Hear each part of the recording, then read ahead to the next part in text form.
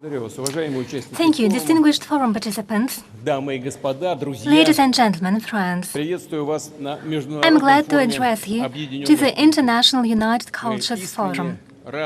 It is our sincere pleasure to once again welcome to Russia the workers of art and enlightenment from different countries of the world. I'm confident that your professional dialogue, which is free of stereotypes and any bias, will contribute to enhancing cooperation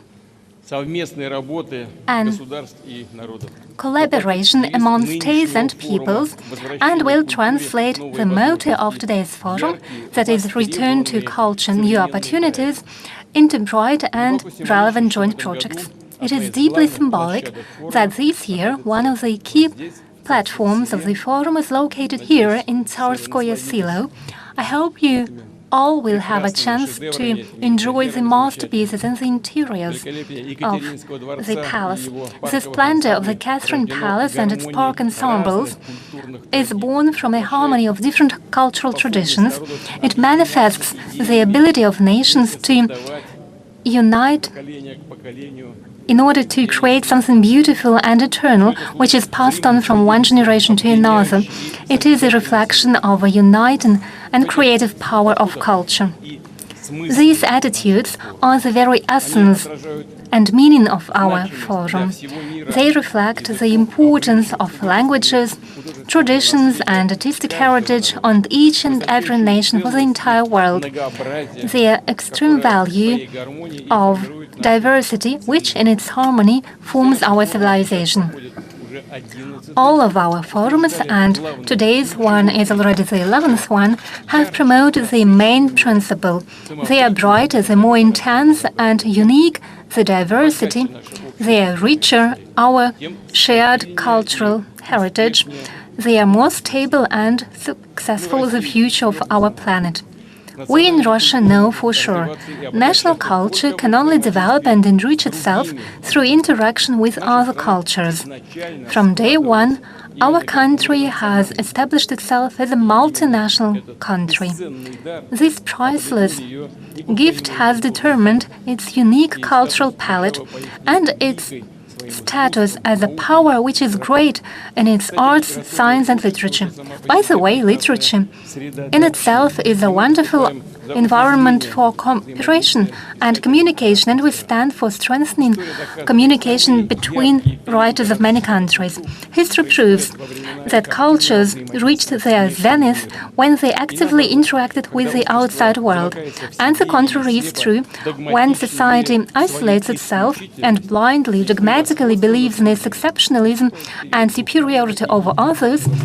It reaches a period of spiritual and intellectual crisis, followed by a decay of culture and stagnation in all fields of life. We should seek a balance between preservation of national values and the openness to the influence which contributes to the development and progress. A mix of traditions and techniques often produces world-class masterpieces, and personal contacts help artists, painters, writers, musicians find out-of-the-box ways to apply their talents. They encourage creative thinking and emergence of new styles.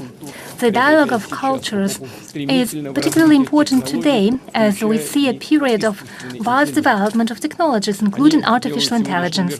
They make today's world increasingly interconnected, open up colossal opportunities for creation, for bold experiments and innovation, including in culture, obviously.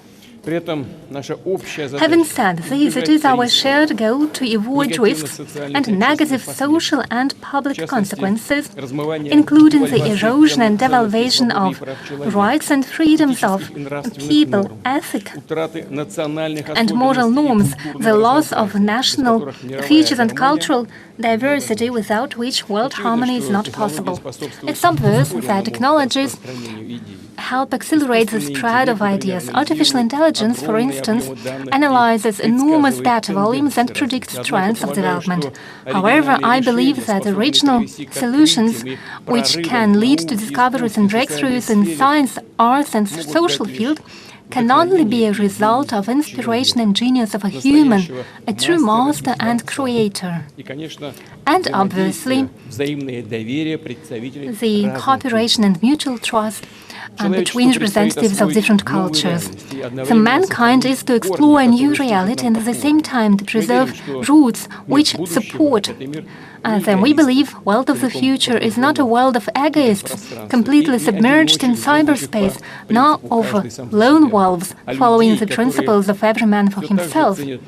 On the contrary, future belongs to those who value the love and friendship, value their relatives and family, and are aware of their inseparable ties with the society and responsibility before the society. It's not a coincidence that in Russia, many culture development programs are incorporated in the Family National Project.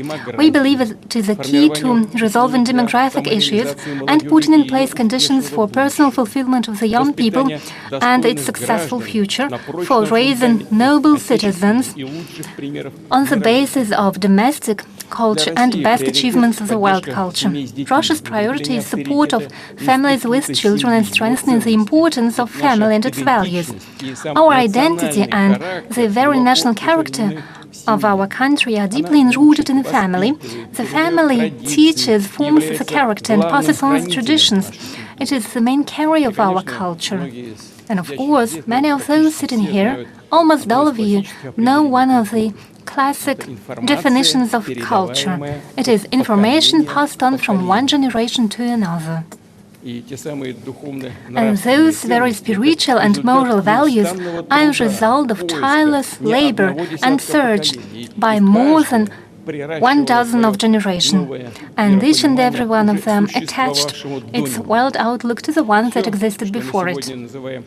Everything that we call artistic heritage today, when it was created, belonged to ultra-modern art, be it the tale of bygone years or the art avant-garde of early 20th century. And the great classic writers of Russia, Pushkin, Lermontov, Gogol, Tolstoy, Dostoevsky, Chekhov, and many others, were authors of the novels which were in advance of time and provoked hot disputes during their times. But these innovations formed tradition, a one that was vivid and open to changes and reflected the interests of a society. And in order for it to continue, it should be enriched by new generations of masters. It's gratifying that in Russia, today in many fields of cultural life, we see a renewal. The artistic alliances and unions are gaining a new role, including the Union of Russian Writers, which consolidates the broad representatives of literature community. Major theaters, musical and art ensembles are led by the young artists. It is a positive trend, which is a sign of natural processes of continuity. The emergence of new names in literature, cinema and fine arts is a result of our state policy. In Russia, we have enshrined in our legislation the goal to provide comprehensive support to the young people, to promote their right for freedom of all kinds of art, and assistance in promoting the display of their talents and professional growth. Accessible and high-quality education of gifted people is ensured by a unique domestic system of lifelong art education that includes specialized schools, art academies, and higher educational institutions.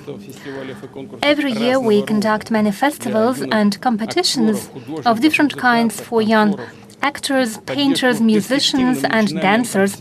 We support talented young professionals by means of a system of prizes, grants, and scholarships. We pay significant attention to the development of regional centers of culture. It makes it possible to find and explore talents even in small towns and villages, and ensure equal starting opportunities for gifted people for all citizens of our country. Obviously, a lot remains to be done, particularly when it comes to small towns and villages, but this trend is already in place and we will definitely continue it. In the regions, we open new theaters and concert halls, galleries, centers of folk art and traditional industries and handcraft. We restore the cultural and historical sites, and we put in place conditions for making it possible that citizens, public organizations, mecenas and business representatives can participate in such projects. By the way, I would like to thank business representatives for their participation. We believe that our best practices in the field of culture could be useful in other countries for our friends, and we are ready to share our experience with all our partners. Together with them, we are ready to enrich global cultural space with bright events. One of them I am glad to represent today. Dear friends, we are grateful to those who have supported Russia's initiative to revive the international Intervision music contest. It is a wonderful platform where songs reflected the distinct identity of peoples, the diversity of cultures and traditions. I'm confident that modern Intervision will keep this creative and friendly atmosphere and will prove that true art has no borders and its uniting power is immense. I wish all competitors successful performances. There's no doubt that they will make their contribution to strengthening the dialogue among cultures and peoples. I'll reiterate, the cultural and humanitarian dimension is one of our priorities when it comes to international cooperation. This topic was raised at the recent summit of the Shanghai Cooperation Organization, including in the context of our plans to fight extremist ideology. We know with which threats it is associated and to which terrible tragedies it can lead. We believe it is one of our key goals in the field of culture to preserve the shared historical memory which unites our peoples and nourishes the spiritual bonds with mutual understanding and trust. This year we celebrate the 80th anniversary of the end of the Great Patriotic War in the World War II. The everlasting gratitude to combat veterans and workers of the home front, millions of civilians who were killed, the victims of Nazism, the pride for the generation of our winners are an important part of our culture, and up until this day they manifest themselves in the pieces of art, in paintings, books, films and memorials, and raise young people in the spirit of responsibility for the country and security of the entire global community. I'm confident the role of culture in international cooperation in countering neo-Nazism, Russophobia, anti-Semitism and any forms of racism, national and religious intolerance should only be growing. And here we count on your support, on the support of cultural figures, on specific initiatives which can enrich our shared humanitarian space. I know the program of the forum includes many professional discussions, artistic meetings. Your ideas and proposals will be as much as possible taken into account when we work with our partners in international bodies, including the SCO and other international bodies. I'll stress once again, our goal in today's world is to unite our efforts in order to preserve the identity and diversity of cultures, traditions and world outlook, to move on while supporting innovation. We should jointly create art which ennobles the minds and nourishes the best qualities of one's soul. We should prevent the vanishing of minority cultures and promote the principles of justice and equality in the relations between the peoples, making the world free of prejudice, double standards, and attempts to cancel any culture. We should seek openness and respect to each other. We should be open to learn something new, to make our contribution to strengthening and developing development of global cultural space, that is, to the dignified, peaceful and prosperous future of our peoples. I would like to wish you all the best, fruitful work, and I thank you for your attention. Thank you so much for being here with us today. Thank you. All the best.